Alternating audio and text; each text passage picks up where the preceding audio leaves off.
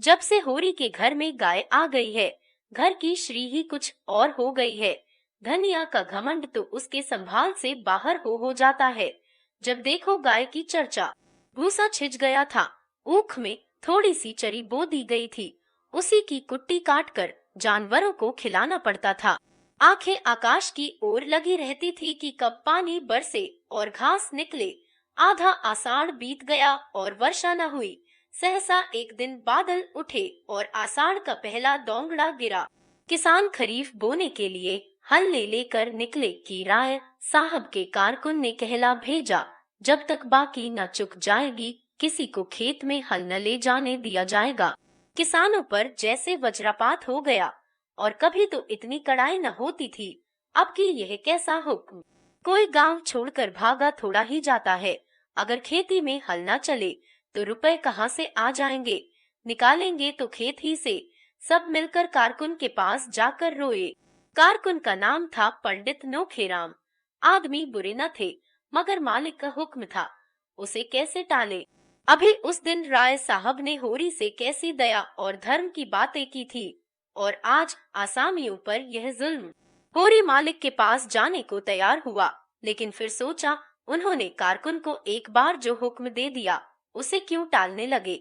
वह अगुआ बनकर क्यों बुरा बने। जब और कोई कुछ नहीं बोलता तो यही आग में क्यों कूदे। जो सबके सिर पड़ेगी वह भी झेल लेगा। किसानों में खलबली मची हुई थी। सभी गांव के महाजनों के पास रुपए के लिए दौड़े। गांव में मंगरू साह की आजकल चढ़ी हुई थी।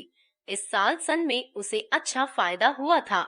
गेहूं और अलसी में भी उसने कुछ कम नहीं कमाया था। पंडित दाता दीन और दुलारी सहुआएं भी लेन देन करती थी।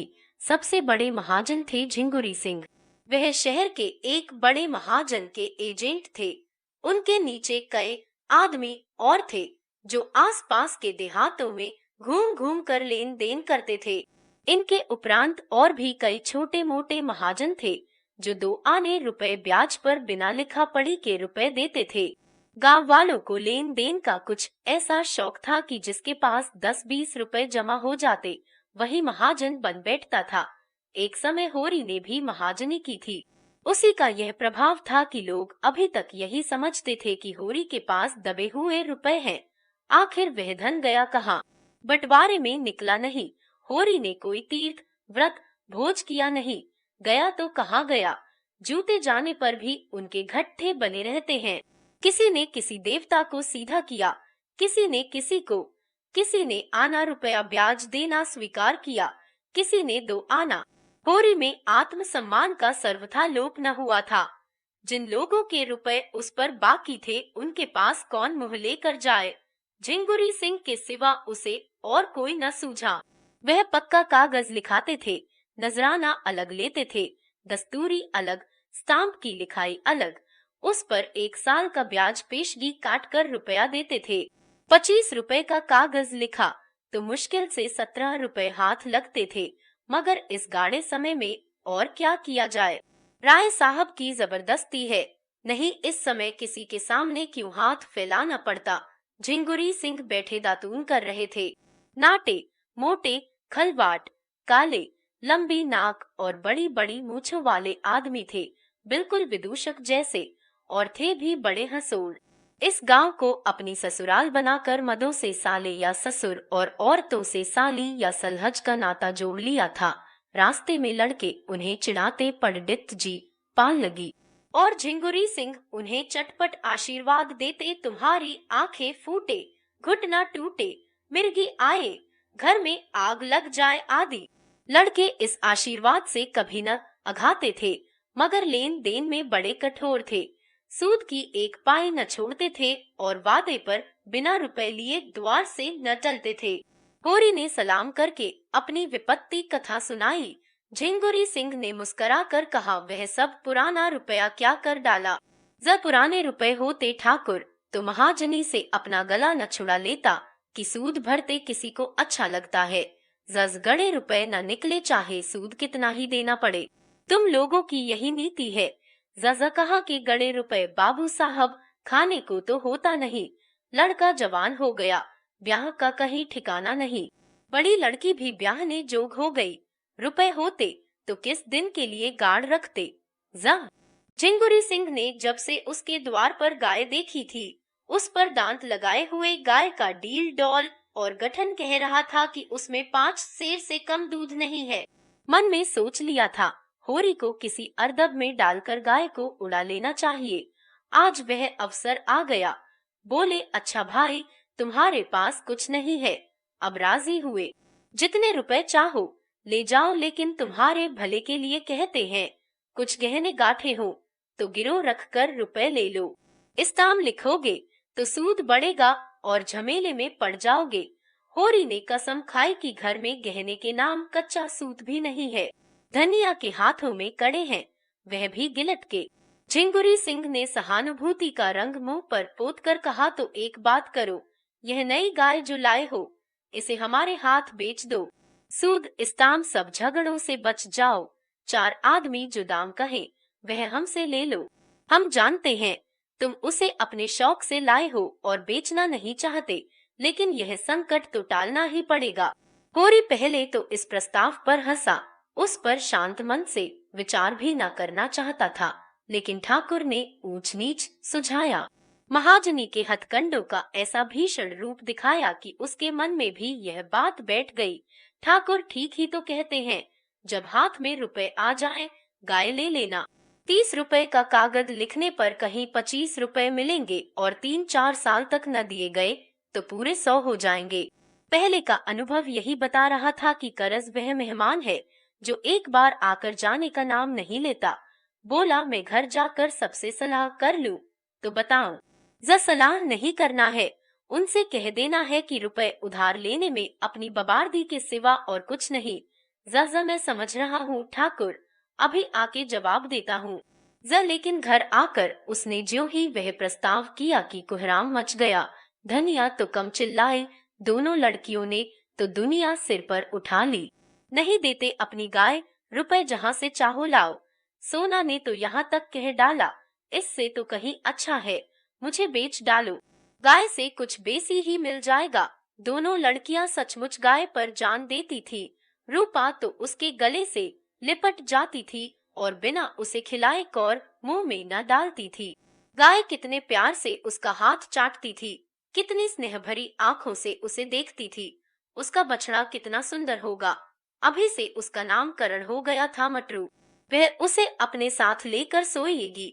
इस गाय के पीछे दोनों बहनों में कई बार लड़ाइयाँ हो चुकी थी। सोना कहती मुझे ज्यादा चाहती है, रूपा कहती मुझे।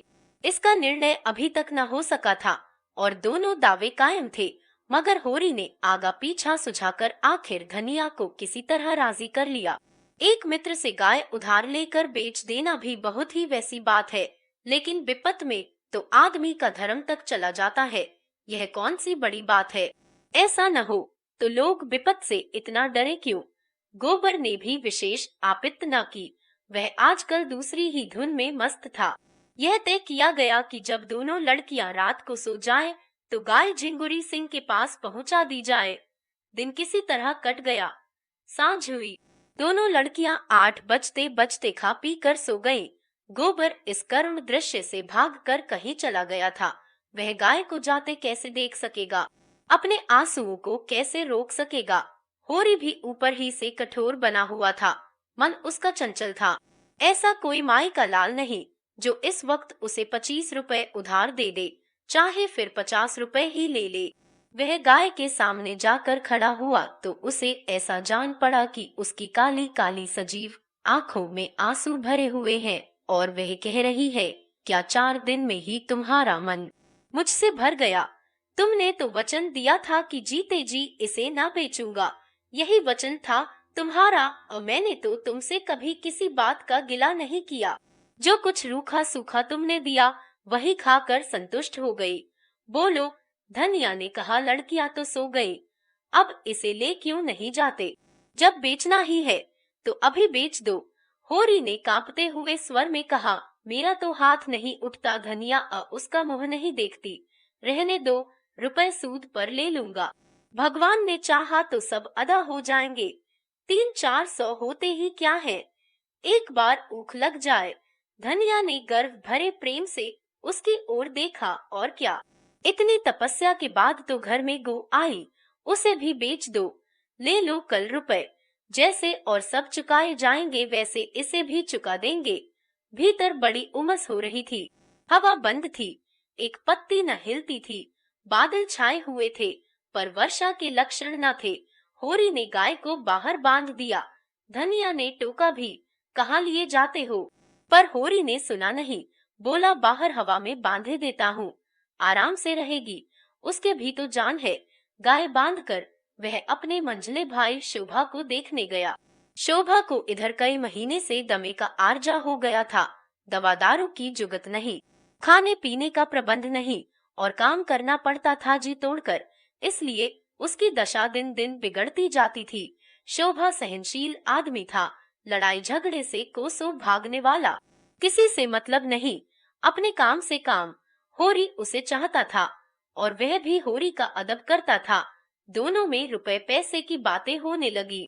राय साहब का यह नया फरमान आलोचनाओं का केंद्र बना हुआ था। कोई 11 बजते बजते होरी लौटा और भीतर जा रहा था कि उसे भास हुआ जैसे गाय के पास कोई आदमी खड़ा है। पूछा, कौन खड़ा है वहाँ? हीरा बोला, मैं हूँ दादा, तुम्हारे कौड़े में आग लेने आया था।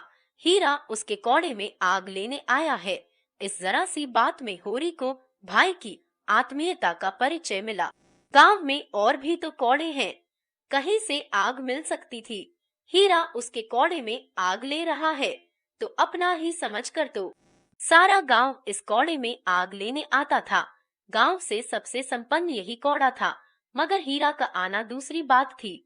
और उस दिन की लड़ाई के बाद हीरा के मन में कपट नहीं रहता। गुस्सैल है लेकिन दिल का साफ। उसने स्नेह भरे स्वर में पूछा, तमाकू है कि ला दूं? जही, तमाकू तो है दादा। शोभा तो आज बहुत बेहाल है। कोई दवाई नहीं खाता तो क्या किया जाए? उसके लेखे तो सारे वैद, डॉक्टर, हकीम अनाड़ी हैं। भगवान के पास जितनी अक्ल थी वह उसके और उसकी घरवाली के हिस्से पड़ गई। जहोरी ने चिंता से कहा, यही तो बुराई है उसमें, अपने सामने किसी को गिनता ही नहीं और चिढ़ने तो बीमारी में सभी हो जाते हैं। तुम्हें याद है कि नहीं, जब तुम्हें इफिंजा हो गया था तो दवाई उठाकर फेंक देते थे। मैं तुम्हारे दोनों हाथ पकड़ता था, तब तुम्हारी भाभी तुम्हारे मुंह में दवाई डालती थी, उस पर तुम उसे हजारों गालियां देते थे। जहाँ दादा, भला वह बात भूल सकता हूँ, तुमने इतना न किया होता तो तुमसे लड़ने के लिए कैसे बचा रहता। जहोरी को ऐसा मालूम हुआ कि हीरा का स्वर भारी हो गया है, उसका गला भी भर आया। बेटा, लड़ाई झगड़ा तो जिंदगी का धर्म है, इससे जो अपने हैं वह पराये थोड़े ही हो जाते हैं। जब घर में 4 आदमी रहते हैं तभी तो लड़ाई झगड़े भी होते हैं, जिसके कोई है ही नहीं उसके कौन लड़ाई करेगा।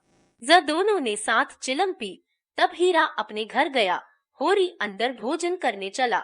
धनिया रोष से बोली, देखी अपने सपूत की लीला, इतनी रात हो गई और अभी उसे अपने सेल से छुट्टी नहीं मिली। मैं सब जानती हूँ, मुझको सारा पता मिल गया है। बोला कि वह राण लड़की नहीं है, झुनिया उसी के फेर में पड़ा रहता है। होरी के कानों में भी इस बात की भनक पड़ी थी पर उसे विश्वास न आया था। गोबर बेचारा इन बातों को क्या जाने। बोला, किसने कहा तुमसे? धनिया प्रचंड हो गई, तुमसे छिपी होगी, और तो सभी जगह चर्चा चल रही है। यह भुग्गा वह 72 घाट का पानी पिए हुए इसे उंगलियों पर नचा रही है और यह समझता है वह इस पर जान देती है। तुम उसे समझा दो, नहीं कोई ऐसी वैसी बात हो गई तो कहीं के न रहोगे। होरी का दिल उमंग पर था। चूहल की सूझी झुनिया देखने सुनने में तो बुरी नहीं है, उसी से कर ले सगाई। ऐसी सस्ती मेहरिया और कहाँ मिली जाती है। धनिया को यह चुहल तीर सा लगा, झुनिया इस घर में आए तो मुंह झुलस दूं राण का। गोबर की चहेती है तो उसे लेकर जहाँ चाहे रहे। और जो गोबर इसी घर में लाए, तो यह दोनों लड़कियां किसके गले बांधोगे? फिर बिरादरी में तुम्हें कौन पूछेगा?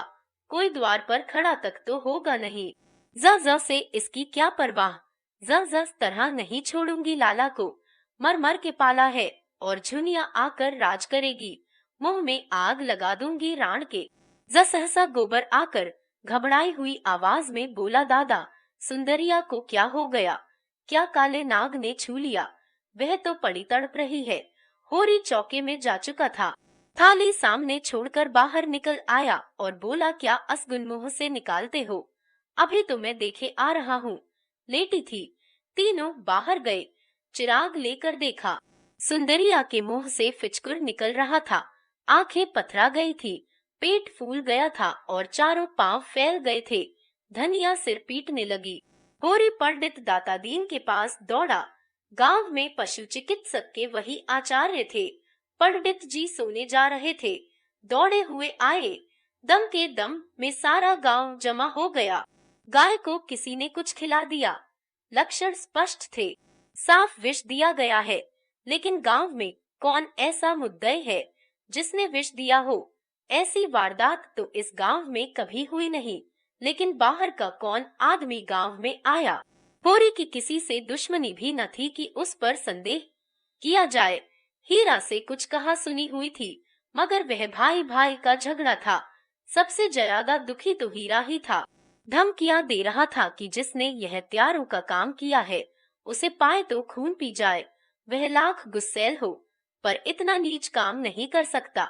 आधी रात तक जमघट रहा। सभी होरी के दुहक में दुखी थे और बधिक को गालियां देते थे। वह इस समय पकड़ा जा सकता तो उसके प्राणों की कुशल न थी। जब यह हाल है तो कोई जानवरों को बाहर कैसे बांधेगा? अभी तक रात बिरात सभी जानवर बाहर पड़े रहते थे, किसी तरह की चिंता न थी। लेकिन अब तो एक नई विपत्ति आ खड़ी हुई थी। क्या गाय थी कि बस देखता रहे? पूजने जोग 5 सेर से दूध कम न था। 100 का एक एक बाछा होता। आते देर न हुई और यह वज्रा गिर पड़ा। जब सब लोग अपने अपने घर चले गए तो धनिया होरी को कोसने लगी, तुम्हें कोई लाख समझाए करोगे अपने मन की? तुम गाय खोलकर आंगन से चले, तब तक मैं जूझती रही कि बाहर न ले जाओ, हमारे दिन पतले हैं, न जाने कब क्या हो जाए। लेकिन नहीं, उसे गमीर लग रही है। अब तो खूब ठंडी हो गई और तुम्हारा कलेजा भी ठंडा हो गया। ठाकुर मांगते थे, दे दिया होता तो एक बोझ सिर से उतर जाता और निहोरा का निहोरा होता। मगर यह तमाचा कैसे पड़ता? कोई बुरी बात होने वाली होती है तो मती पहले ही हर जाती है। इतने दिन मजे से घर में बंधती रही, न गमीर लगी न चूड़ी आई। इतनी जल्दी सबको पहचान गई थी कि मालूम ही न होता था कि बाहर से आई है। बच्चे उसके सींगों से खेलते रहते थे, सिर तक न हिलाती थी। जो कुछ नाद में डाल दो चाट पोंछ कर साफ कर देती थी। लक्ष्मी थी, अभागों के घर क्या रहती। सोना और रूपा भी यह हलचल सुनकर जग गई थी और बिलख बिलख कर रो रही थी। उसकी सेवा का भार अधिकतर उन्हीं दोनों पर था। उनकी संगिनी हो गई थी। दोनों खाकर उठती तो एक एक टुकड़ा रोटी उसे अपने हाथों से खिलाती। कैसा जीभ निकाल कर खा लेती थी और जब तक उनके हाथ का कौर न पा लेती खड़ी ताकती रहती। भाग्य फूट गए। असोना और गोबर और दोनों लड़कियां रो धोकर सो गई थी। होरी भी लेटा। धनिया उसके सिरहाने पानी का लोटा रखने आई तो होरी ने धीरे से कहा, तेरे पेट में बात पचती नहीं, कुछ सुन पाएगी तो गांव भर में ढिंढोरा पीटती फिरेगी। धनिया ने आपत्ति की, भला सुनू, मैंने कौन सी बात पीट दी कि यो नाम बदनाम कर दिया? अच्छा, तेरा संदेह किसी पर होता है?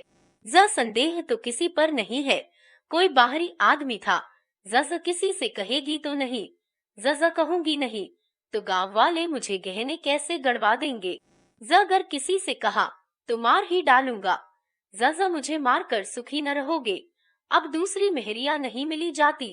जब तक हूँ तुम्हारा घर संभाले हुए हूँ। जिस दिन मर जाऊंगी सिर पर हाथ धर कर रोगे।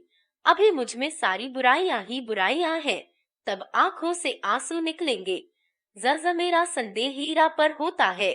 जज झूठ, बिल्कुल झूठ। हीरा इतना नीच नहीं है, वह मुंह का ही खराब है। ज मैंने अपनी आंखों देखा, सच तेरे सिर की सौंह। ज तुमने अपनी आंखों देखा अकब। ज वही, मैं शोभा को देखकर आया तो वह सुंदरिया की नांद के पास खड़ा था। मैंने पूछा कौन है तो बोला, मैं हूँ हीरा। कोने में से आग लेने आया था। थोड़ी देर मुझसे बातें करता रहा, मुझे चिलम पिलाई, वह उधर गया। मैं भीतर आया और वही गोबर ने पुकार मचाई। मालूम होता है मैं गाय बांध कर शोभा के घर गया हूँ और इसने इधर आकर कुछ खिला दिया है। शायद फिर यह देखने आया था कि मरी या नहीं।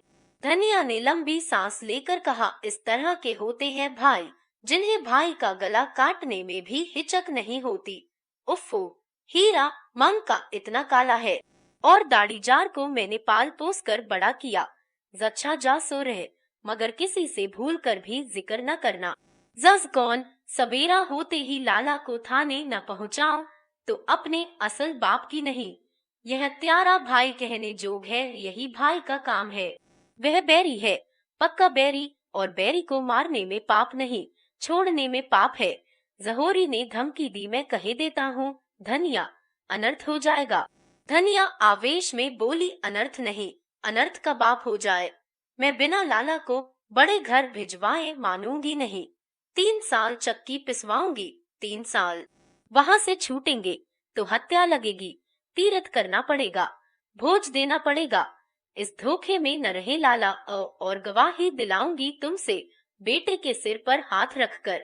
उसने भीतर जाकर किवाड़ बंद कर लिए और होरी बाहर अपने को कोसता पड़ा रहा। जब स्वयं उसके पेट में बात न पची तो धनिया के पेट में क्या पचेगी। अब यह चुड़ैल मानने वाली नहीं, जिद पर आ जाती है तो किसी की सुनती ही नहीं। आज उसने अपने जीवन में सबसे बड़ी भूल की। चारों ओर नीरव अंधकार छाया हुआ था। दोनों बैलों के गले की घंटियां कभी कभी बज उठती थी। 10 कदम पर मृतक गाय पड़ी हुई थी और होरी घोर पश्चाताप में करवटें बदल रहा था। अंधकार में प्रकाश की रेखा कहीं नजर न आती थी।